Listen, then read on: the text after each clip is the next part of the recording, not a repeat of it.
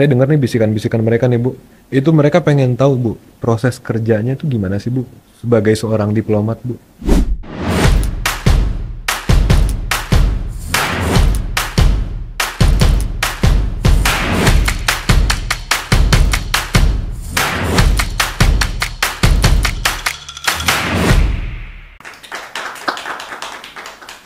Assalamualaikum warahmatullahi wabarakatuh. Selamat pagi, selamat siang, selamat sore, selamat malam. Kapanpun podcast ini didengarkan, ditonton. Nah, kita udah banyak episode tentang prodi-prodi lain. Prodi Kesos, prodi politik. Sekarang saatnya HI untuk bersinar. Nah, sekarang saya sudah ditemani sama orang spesial, Kaprodi Hubungan Internasional, namanya Bu Netik Indarwati. Selamat siang Bu Netik, apa kabar Bu Netik? Siang Pak Kevin, alhamdulillah kabar baik, sehat. Jadi tadi Bu yang saya sebut, episode-episode sebelumnya udah ngomongin soal politik, ngomongin soal Kesos. Nah sekarang saatnya kita nih Bu Netik, kita ngomongin HI. HI Hubungan Internasional, apa sih Bu Netik hubungan internasional itu Bu? Baik Pak Kevin, jadi hubungan internasional adalah bagaimana kita bisa melakukan diplomasi di bidang politik, di bidang ekonomi, sosial budaya maupun pertahanan keamanan, untuk mencapai kepentingan negara di berbagai kawasan di dunia. Dan juga bagaimana kita bisa melakukan advokasi dengan membangun jejaring internasional. Oke. Kalau misalnya orang mau masuk HI nih Bu, mereka itu biasanya asumsinya mau jadi diplomat. Tapi sebetulnya profesi HI itu apa aja sih Bu? Apakah hanya diplomat aja? Tentu saja tidak, karena HI itu sifatnya multidisiplin. Jadi banyak lapangan pekerjaan yang bisa dimasuki oleh para lulusan HI. Contoh, lulusan HI bisa menjadi aktivis, bisa menjadi analis kebijakan politik, kebijakan ekonomi, dan lain-lain. Kemudian juga lulusan HI bisa menjadi seorang peneliti, seorang birokrat. Nah, jadi banyak lapangan pekerjaan yang bisa digeluti oleh alumni HI. Oke. Jadi nggak cuma diplomat aja ya Bu ya, masih banyak yang bisa, rezekinya masih banyak lah ya Bu, yang nggak cuma diplomat aja. Nah tapi kalau misalkan kita lihat di track record lulusan kita Bu, lulusan HI ISIP, mereka itu biasanya kerjanya di mana aja Bu? Ya, jadi selama ini Prodi HI ISIP Jakarta sudah menghasilkan banyak lulusan dan mereka telah terjun di lapangan pekerjaan di level internasional maupun di level nasional. Untuk di level nasional ada Ali Andika di Kementerian Luar Negeri.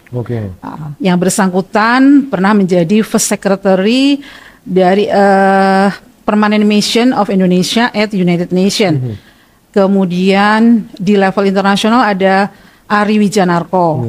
Dia bergabung di kedutaan dia bergabung di Departemen Luar Negeri Uni Eropa. Kemudian juga ada Fitria, dia bergabung di Kedutaan Turki yang di Indonesia. Lalu ada juga Feliana yang bergabung di NGO nasional. Oke, tadi banyak tuh Bu Netik yang kerjanya di Kementerian Luar Negeri, ada yang di PBB di New York. Nah jadi kan mungkin yang nonton ini, saya dengar nih bisikan-bisikan mereka nih Bu, itu mereka pengen tahu Bu, proses kerjanya itu gimana sih Bu, sebagai seorang diplomat Bu? Ya. Jadi diplomat kan merupakan perwakilan negara ya. Jadi dia mempunyai 4 fungsi pokok, yaitu dia harus mewakili, representing, kemudian mempromosikan negara, promoting, kemudian juga tentu saja kalau ada permasalahan dia melakukan fungsi negotiating, lalu juga ada warga negara kita yang ada masalah di luar negeri, dia melakukan fungsi protecting maupun reporting. Nah kalau misalnya mungkin juga nih Bu, setelah dengar akhirnya nggak jadi saya jadi diplomat deh karena ribet gitu. Nah ada juga tadi saya dengar advokasi tuh Bu. Nah kalau kerja advokasi itu ngapain Bu? Proses kerjanya itu seperti apa Bu? Ya, kalau untuk advokasi itu kan adalah suatu kegiatan yang mendesakkan adanya perubahan sosial secara bertahap dengan melalui perubahan kebijakan publik. Maka mereka mulai dari melakukan agenda setting, kemudian mulai merancang kebijakan, kemudian bagaimana kebijakan itu diimplementasikan, kebijakan itu dievaluasi dan dimonitoring. Itu adalah proses kerja di advokasi. Nah itu berarti untuk bisa menjadi diplomat kan perlu belajar diplomasi, untuk bisa tadi yang sebelumnya itu advokasi. Nah, berarti itu diajarkan ya Bu di ISIP ya? Itu diajarinnya gimana tuh Bu? Diplomasi dan advokasi itu Bu? Iya, tentu saja. Jadi kurikulum HI-SIP telah disusun sedemikian rupa untuk menghasilkan profil lulusan seperti yang tadi sudah disampaikan ya. Jadi kurikulumnya meliputi mata kuliah-mata kuliah yang mengandung unsur sikap, kemudian pengetahuan, keterampilan khusus maupun keterampilan umum.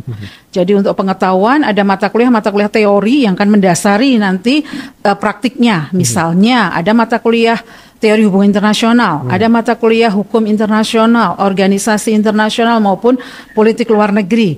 Sementara untuk mata kuliah implementatif, keterampilan khususnya bagaimana pengetahuan ini diterapkan ke dalam bagaimana interaksi HI di kawasan-kawasan ya. Jadi kami ada mata kuliah bagaimana ini interaksi HI di Timur Tengah dan Afrika, bagaimana nih HI di kawasan Asia Tenggara dan Asia Timur, HI di Eropa, bagaimana nih di Amerika Serikat, di Cina dan lain-lain.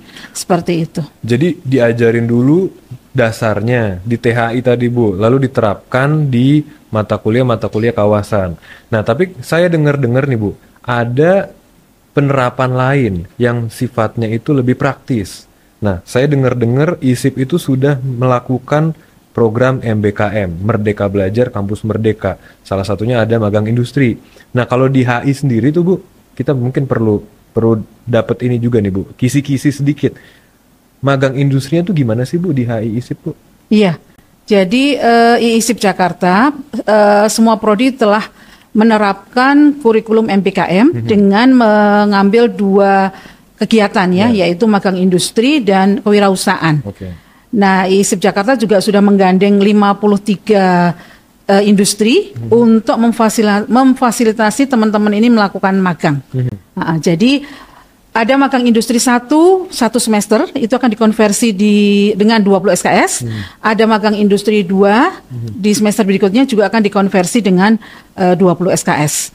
Jadi dengan adanya instansi-instansi tadi yang sudah menjalin kerjasama dengan ISIP Jakarta, maka kesempatan magang mahasiswa ini akan terbuka. Oke, jadi kita udah dikasih pemahaman teoritisnya, kita dikasih juga pemahaman penerapan di kawasannya, kita juga dikasih kesempatan untuk ikut magang industri praktik langsung. Nah, tapi mungkin masih ada yang ragu juga nih Bu, yang nonton itu masih ragu.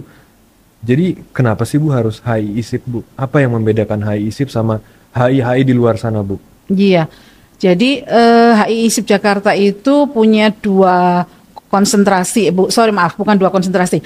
HI ISIP itu punya fokus pada dua hal, yaitu ekonomi politik internasional dan HI di kawasan. Sehingga mata kuliahnya akan cerminan daripada dua fokus tadi. Nah, misalnya yang tadi saya sudah sebutkan di HI kawasan kita punya bagaimana nih interaksi hubungan internasional di kawasan Asia Tenggara dan Asia Timur, bagaimana nih politik globalnya Amerika Serikat, bagaimana nih politik globalnya Cina gitu ya.